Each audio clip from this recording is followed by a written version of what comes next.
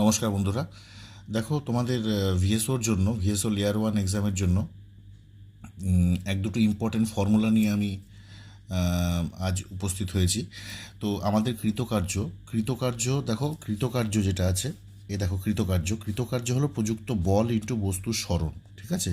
তারপর হলো ক্ষমতাকে বলা হয় কৃতকার্য বাই সময়, মানে একক সময়ে কার্য করার একক সময়ে কার্য করাকে বলা হয় ক্ষমতা, ঠিক আছে। বস্তুর গতিশক্তি হলো হাফ ইন্টু বস্তুর ভর ইন্টু বস্তুর বেগ তার স্কোয়ার, মানে হাফ এমভি স্কোয়ার। আর বস্তুর স্থিতিশক্তি কী হবে? বস্তুর ভর ইন্টু অভিকর্ষজ ত্বরণ ইন্টু ভূপৃষ্ঠ থেকে উচ্চতা, মানে এমজিএইচ, ঠিক আছে।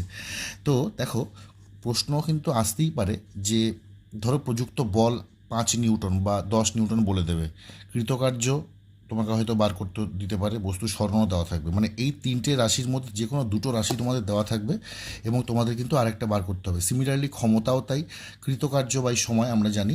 তো এই ফর্মুলাগুলো কিন্তু তোমরা অবশ্যই কিন্তু নোট ডাউন করে রাখবে। আমি এর আগে একটা রাশির উপরে অলরেডি একটা শর্ট ভিডিও দিয়েছি। তো আমি চেষ্টা করব যে এরকম কিছু শর্ট ভিডিওর মাধ্যমে তোমাদের কিছু ইম্পর্টেন্ট পয়েন্টসগুলো, ফর্মুলাসগুলো দেওয়ার জন্য তোমরা কিন্তু দরকার হলে ভিডিওটা পজ করে এই ফর্মুলাসগুলো কিন্তু একবার জাস্ট লিখে নিও, বা যদি জানাও থাকে একবার রিভিশন দিয়ে নিও, ঠিক আছে।